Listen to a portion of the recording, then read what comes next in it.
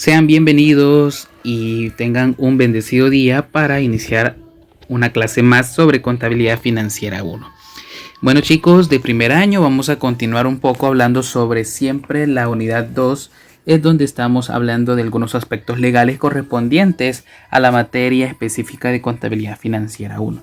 Este día vamos a estar hablando del tema que se denomina el pago a cuenta y también otros elementos o aspectos legales correspondientes o que están verdaderamente ligados a esta área. Cuando hablamos de pago a cuenta, esto va a ser siempre sobre el aspecto legal. Por ejemplo, el artículo 151, inciso primero y segundo del Código Tributario establece el sistema de recaudación del impuesto sobre la renta a través o por medio del anticipo a cuenta, y este consiste en enteros obligatorios hechos por personas naturales que son titulares de empresas mercantiles. También contribuyentes del impuesto sobre la renta son las sucesiones, los fideicomisos, transportistas y por personas jurídicas de hecho privado y público.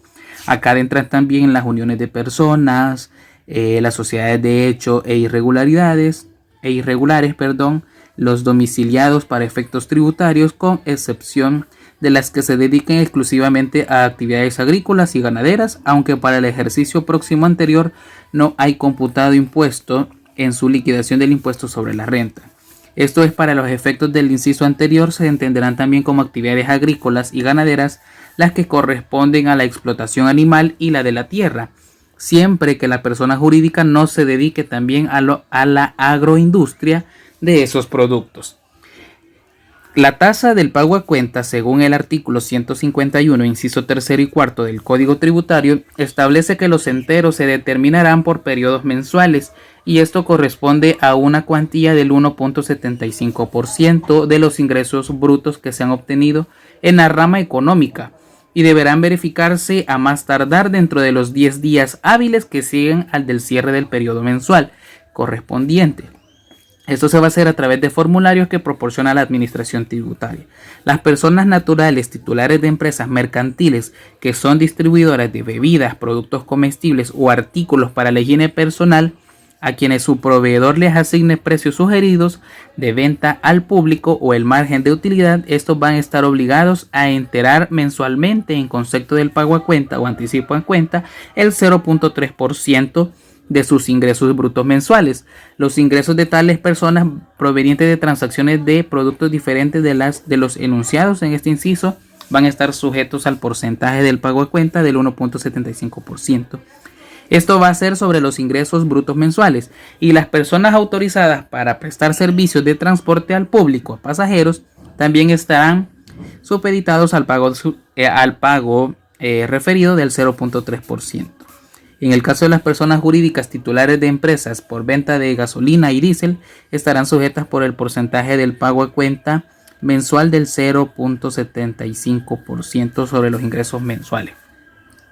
Con respecto al plazo a declarar, que sería el literal C, según el artículo 152 del Código Tributario, establece que la declaración jurada del pago a cuenta se va a presentar juntamente con el anticipo dentro de los 10 días hábiles siguientes al mes que se ha liquidado.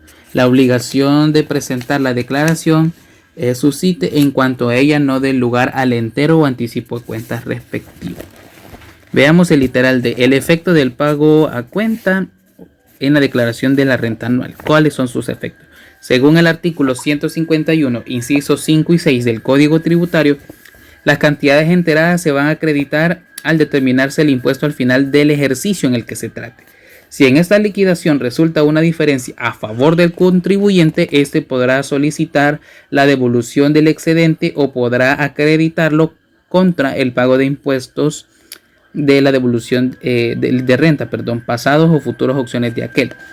En este último efecto, el contribuyente podrá utilizar el remanente, que así se le considera al sobrante o al exceso que existe de esta, para acreditar el ejercicio siguiente. Si el valor del anticipo va a corresponder a cada mes hasta agotar el remanente, y si este fuera menor que el anticipo mensual respectivo, habrá que pagar la diferencia, y si fuera mayor habrá un nuevo excedente que podrá ser utilizado en el mes siguiente, y así va a ser sucesivamente hasta su agotamiento.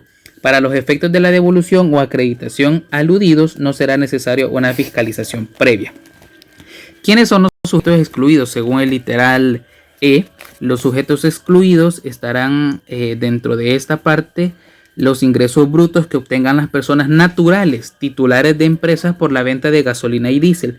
No obstante, subsistirá para ellos la obligación de reportar mensualmente sus ingresos brutos por medio de la declaración del pago a cuenta respectivo y de pagar el impuesto sobre la renta correspondiente al ejercicio de imposición. Para mantener la exclusión a que se refiere este inciso, los contribuyentes deberán emitir y entregar facturas o comprobantes de crédito fiscal, según sea el caso, ¿verdad?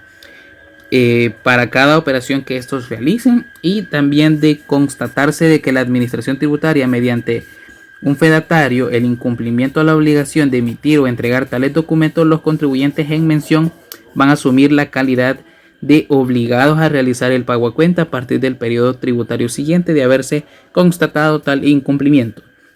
Lo anterior sin perjuicio de la imposición de las sanciones que se den lugar. Esto es parte de las generalidades y especificaciones legales del pago a cuenta. Vamos a ver otro aspecto legal, las depreciaciones. Bien, con respecto a la depreciación, la ley del impuesto sobre la renta en su artículo 30, inciso 3 y los numerales 1 y 3 establece que en los bienes cuyo uso o empleo en la producción de las rentas se extienda por un periodo mayor de 12 meses, se determinará una cuota anual o una proporción de esta, según corresponda, y va a ser deducible de las rentas obtenidas de conformidad a las reglas siguientes. ¿Cuáles son estas reglas? Primero, la deducción procede por la pérdida del valor que sufren los bienes e instalaciones por el uso de fuente productora de rentas gravadas. En los bienes cuyo uso o empleo en la producción de las rentas gravadas no comprenda un ejercicio de imposición incompleto o completo, será deducible únicamente la parte de la cuota anual que proporcionalmente corresponden en función del tiempo en que el bien ha estado en uso en la generación de las rentas o conservación de la fuente en el periodo del ejercicio de imposición. En el caso de que los bienes se emplean en la producción, construcción, manufactura o extracción de los otros bienes, asimismo en la lotificación de bienes inmuebles, el valor de la cuota de depreciación anual o proporción correspondiente va a formar parte del costo de dichos bienes. En este caso únicamente se tendrá derecho a deducirse de la renta obtenido el valor de la depreciación que corresponde a los bienes vendidos en el ejercicio o periodo de imposición respectivo. Veamos otro apartado. El contribuyente determinará el monto de la depreciación que corresponde al ejercicio o periodo de imposición. Esto lo vamos a ver más adelante. Les voy a mostrar una tabla donde están los porcentajes. Hay que tomar en cuenta también que estas deducciones se van a hacer, por ejemplo, por la pérdida del valor de bienes cuyo uso o empleo en la producción de rentas gravadas no comprendan un ejercicio de imposición completo, así como también el valor sujeto a la depreciación será el costo total cuando se trate de maquinaria importada y cuando se trate de maquinaria o bienes usados. Cuando se determinan estos porcentajes de depreciación de la manera que lo establece este numeral, se va a aplicar dicho valor de las reglas establecidas en el numeral 1 del inciso 3 de este artículo para determinar el valor de la depreciación deducible. Los porcentajes correspondientes son los siguientes. Acá les muestro, por ejemplo, para edificaciones, el porcentaje de depreciación anual es del 5%. Para las maquinarias es 20%, vehículos 25% y otros bienes es del 50%. Estos son para bienes, muebles e inmuebles que son nuevos, por decirlo así, o de adquisición primaria. En el aspecto de los bienes muebles, que se han obtenido de manera usada o que su valor no es totalmente nuevo, pues se aplican otros porcentajes que establece este mismo artículo número 30. Veamos ahora con lo de la reserva legal. Este es otro punto importante y pues es necesario saberlo. Según el artículo 39, inciso primero del Código de Comercio, establece las reglas generales para las sociedades y dice que de la utilidad netas de toda sociedad se va a separar un porcentaje para formar la reserva legal hasta que ésta alcance una cantidad determinada. La reserva legal nos sirve para como amortiguar ciertas situaciones que la empresa se pueda ver en una situación, por ejemplo, de cierre. Entonces nos sirve para poder hacerle frente a obligaciones futuras cuando llegase a ocurrir un caso de este tipo que por lo generalmente no se espera o no, todas las empresas no esperan pasar esa parte, ¿verdad? Cuando se trate de una sociedad colectiva, se aplica el artículo 91 del Código de Comercio y dice que la cantidad que se va a destinar anualmente para integrar la reserva legal será el 5% de las utilidades netas y el límite legal de dicha reserva será la sexta parte del capital social. Si se trata de una sociedad de responsabilidad limitada, se va a aplicar el artículo 123 del Código de Comercio, que establece que la cantidad que se destinará anualmente para formar la reserva legal será del 7% de las utilidades netas y el límite mínimo legal de dicha reserva será la quinta parte del capital social. Las demás sociedades deberán formar su reserva legal de la siguiente manera. Por ejemplo, para las sociedades anónimas, acá se aplica el 7% de utilidades netas con un límite legal de la quinta parte del capital social. Esto es a lo que hace referencia el artículo 295 del Código de Comercio y también establece que se aplica el artículo 123 del Código de Comercio en materia de reserva legal. Según las sociedades en comanditas simples, al igual que la sociedad colectiva, se aplica el artículo 100 en relación con el artículo 91 del Código de Comercio.